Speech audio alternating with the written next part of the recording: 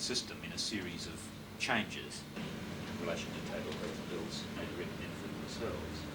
And what it really means is that the old system is unauditable. And you couldn't in fact... $2.75 billion to be spent, and they think they can spend their money out of difficulties in an economic recession. Now, it's going back to Whitlam, and France has tried it, and it just hasn't worked.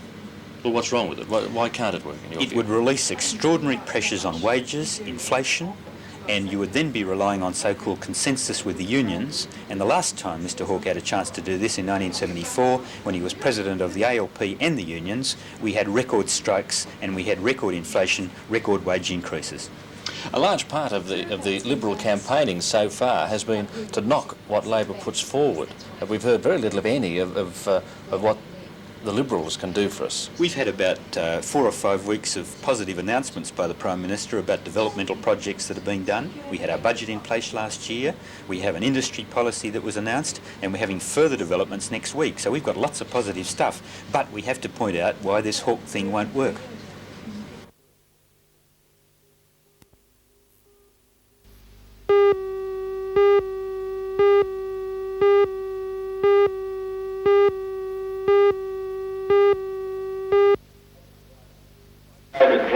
Despite the unsettled weather, 3,000 hardy fans watched the Socceroos and KB United play an entertaining match. Australia's first goal was scored by John Kazmina of Sydney City with a fine header.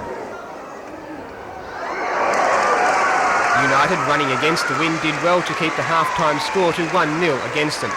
National coach Scheinfeld made 6 changes at the break, and in the second half the Socceroos attacked the KB goal. It was a defensive mix-up which led to this own goal by David Jones. Not long after, Mark Jankovic put the result beyond doubt, and that's the way the game finished. Australia 3, KB United 0. The players from the national youth side, Ralph Meyer and David Lowe, played well for Newcastle, as did 2 English imports, Gary Watson and Peter Burke. The NBN Telethon should receive approximately $5,000 from the event.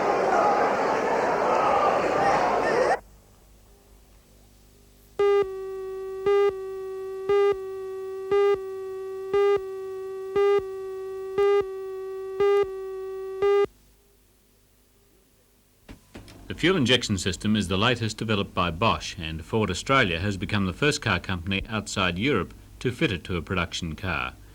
The electronic fuel injection engine, EFI for short, will be available in Falcon, Fairlane and LTD. The injection system boosts the power of the 4.1 litre 6-cylinder from 98 kilowatts to 111 kilowatts. And on the road, Ford claims a 4-speed manual 6-cylinder Falcon is now over half a second quicker from 0 to 100 kilometres an hour than a 4.9 litre V8 model. Fuel consumption is said to be also considerably improved.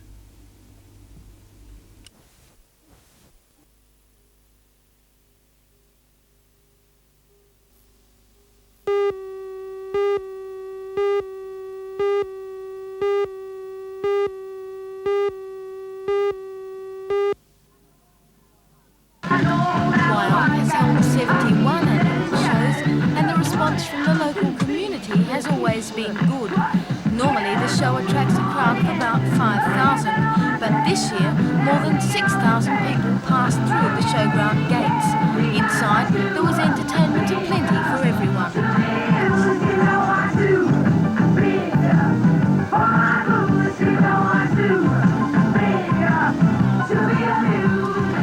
This year's Wyong show catered for all tastes.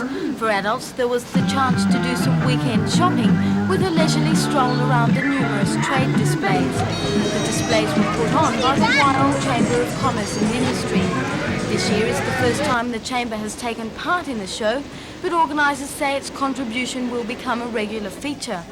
For those more interested in the land, there was of course the traditional agricultural displays. Contributions in many of the categories were down this year because of the drought, although record entries were received in the horticulture and poultry judgings. For the first time in the history of the Wyong show, there was a cavey exhibition. Caveys, for the uninitiated, are guinea pigs. In addition, there were the ring events with the woodchop, something that always goes down well, proving the most popular. And for the young and young at heart, all the show favourites were in Wyong for the weekend. There were rides for the adventurous, sideshows for those who like to gamble, and even something for would-be muscle men.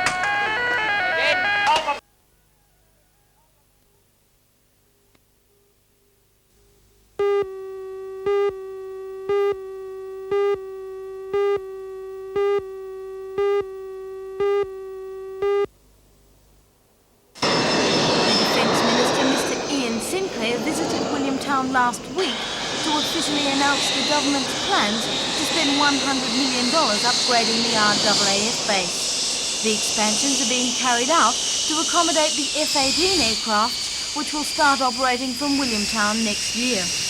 Labour's defence spokesman Mr Gordon Scholes has confirmed that the project will go ahead even if there is a change of government in March. And according to the Labour candidate for Newcastle, Alderman Alan Morris, the local building industry will be given every opportunity to tender for the construction contract.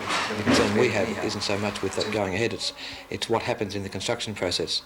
And there's been approaches by Newcastle builders in recent months to the federal member, which have led to approaches to the Minister seeking assurances that our local firms would have access to the contracts. The Minister hasn't given those assurances to date. And with that in mind, we've approached Mr Scholes, who has made it very clear that in the construction phase of that expansion, that the Newcastle builders would have a chance for those contracts. They'd have a chance to tender, and they'd be administered locally. So just how much work is involved? How many people would be employed by the project? Well, the construction phase is $100 million or thereabouts over the next 5 to 6 years. That would employ a peak of 550 people at about 1985-86. This project should be seen not just as a defence project, but also as a national construction project.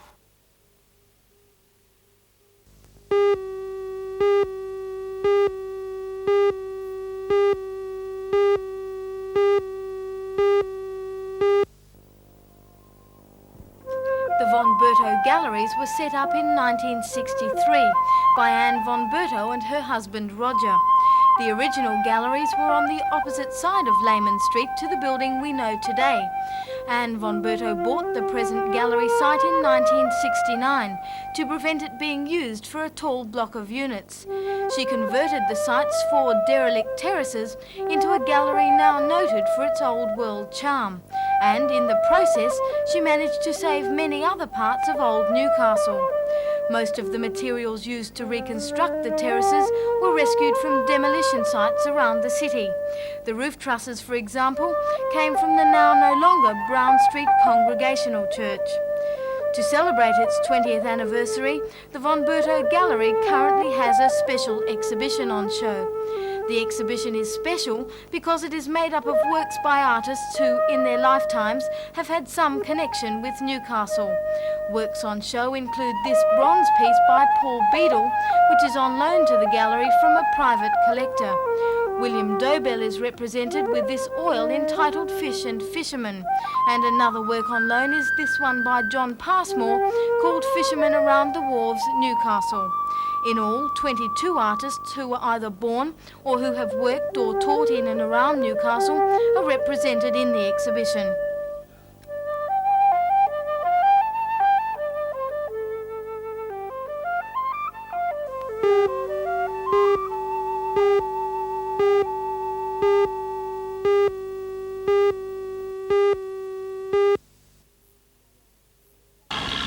The angry parents say they are delighted to see the ferry once again making regular trips across Newcastle Harbour.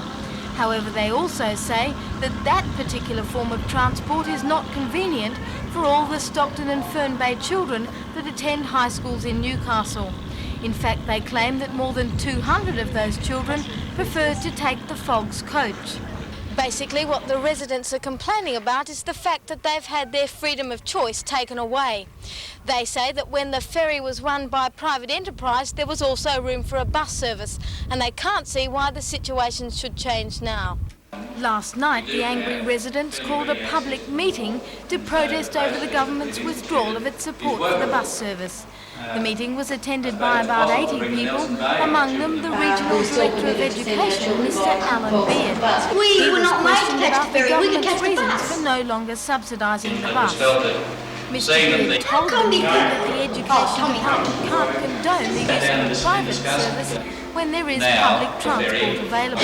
But the angry parents are not taking no for an answer. But the second They point is plan to that petition the and in Education fact Department insist and that the children Urban pay Transit each way Authority each day. in an effort to get the bus subsidy restored.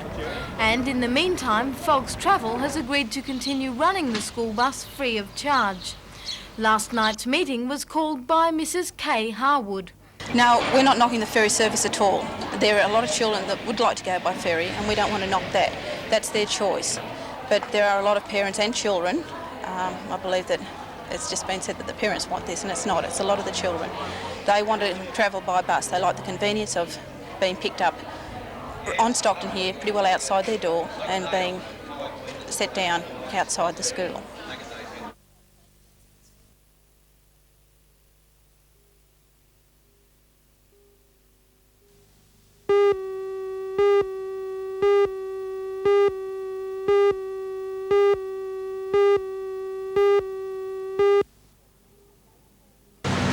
Yesterday, parents gathered outside the office of State Treasurer and member for Walls End, Mr. Ken Booth, while the delegation met inside. The issue arose because at the beginning of the school year, enrolments in the lower grades totaled 294 and not the prescribed 301. That meant one of the school's teachers had to go. However, by mid-March, as more children reached the enrollment age, 301 were now enrolled, entitling the reimposition of the teacher. In the meantime, the lower grade classes of South Walls End Public are required to undergo a complete reshuffle. The parents say that is an unnecessary disruption for the children. Mr. Booth will speak with the Education Minister, Mr. Ron Mulock, today in an effort to resolve the issue by tomorrow. But if no solution is reached by then, parents say they will withdraw the children from the school.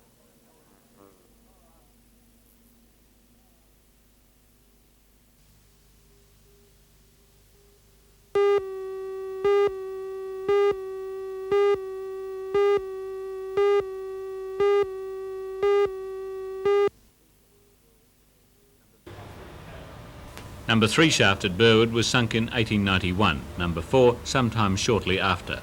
Over the past 10 days, both have been filled in and some 5,500 cubic metres of pit. Although the mine was wound up last year, there was still something significant about the final seal of the 90-year-old shafts that saw the transition from pit ponies to modern mechanised mining. As well as the two 180-metre deep shafts, the drift and all other access to the mine workings have now been blocked. The future of the surface buildings is still undecided. Some will certainly be bulldozed, while others may be offered for lease. Items of mine machinery will be auctioned, but most are destined for the scrapyard.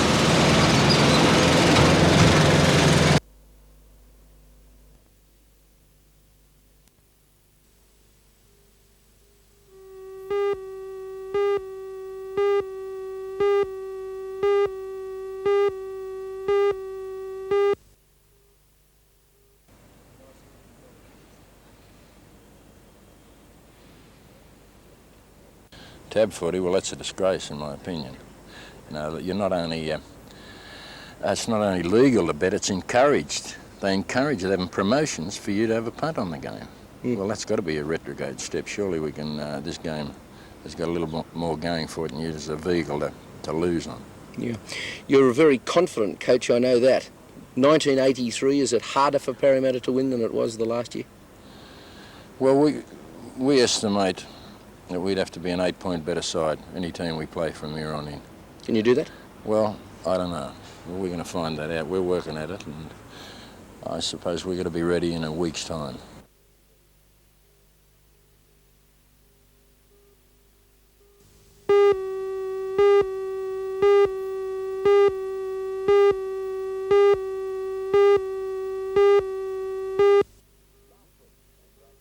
Last week, the Drayton issue looked like it was an impasse. Would you say now that the position has improved, that the mine is likely to open? I don't think anyone ever had any illusions that the mine wouldn't open at some stage, as the timing that is the problem in relation to security of employment and markets.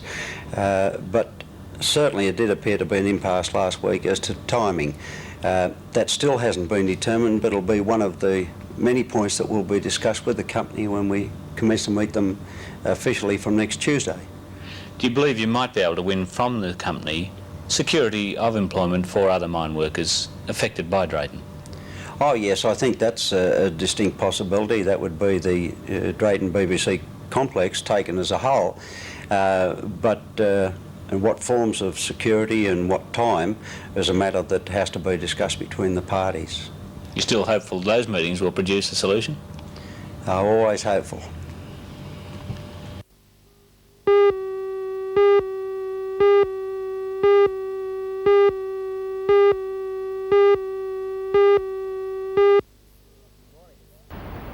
Good morning. Well, we're coming into a very hot morning weather-wise. Total fire ban enforced till 9 o'clock tonight, so it looks like it's going to be very dangerous this morning. Extreme fire danger.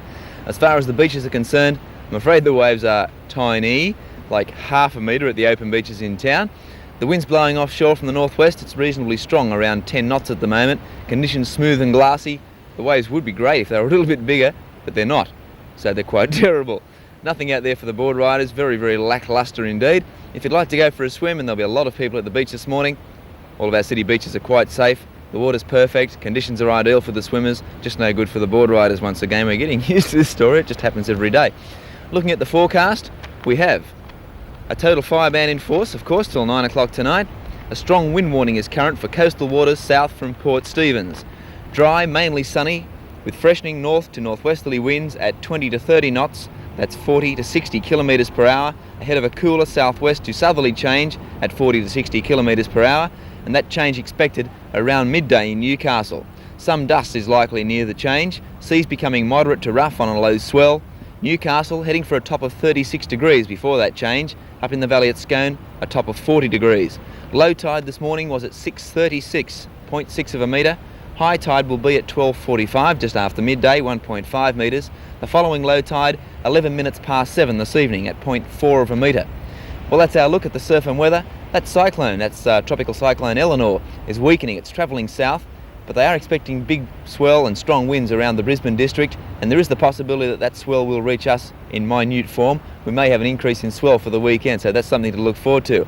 Two of Newcastle surfers, Michael Adam and Michael Britz, both have made it through the first round of the trials in the Strait Tyres Southside Open in Sydney, which is being held at the moment. So those two surfers look like making it a little bit further through that contest. That's our look at the surf and weather. Have a top morning. That cool change will make things a little bit easier for us this afternoon. Bye for now.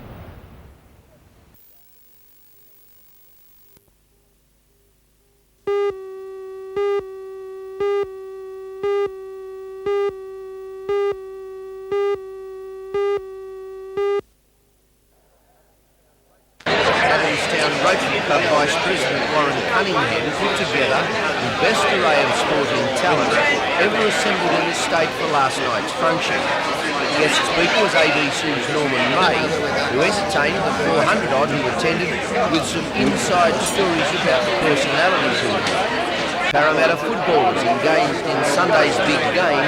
Brett Kenny and Peter Sterling and coach Jack Gibson were there, as was Australian Test centre Steve Rogers. Swimmers Lynn Bell, Sonia Gray, Lorraine Pratt, Kathy Wainwright, Margaret Rydrock and superstar Tracy Wickham and others formed the biggest representation. Sprinters Marlene Matthews and John Trelaw were two of the most popular visitors.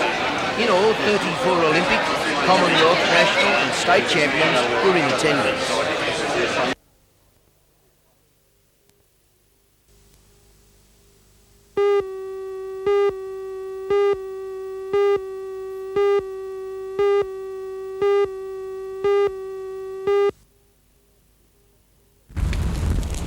This afternoon, fire also burnt through bushland from Tomigo up towards Raymond Terrace. Fire units throughout the Port Stephens Shire attended the blaze, which was said to be burning out of control. Fanned by strong winds, the fire moved through the bush steadily northwards. It was often difficult for firemen to predict precisely which path the blaze would take due to sudden changes in direction of the wind. And residents of nearby houses on the northeastern side of Raymond Terrace also weren't taking any chances. Thick balls of smoke drifting through and stinging the eyes was enough to prompt some to water down their houses. So far, no damage has been reported to property. It's now late in the day, and behind me here is the line of bushland where it's thought the fire could break through. Even now the wind is gusting up to 50 knots per hour, and as I talk, it's beginning to rain. Perhaps we could be in some luck. But either way, fire brigades will be keeping a very close watch on this area through the night.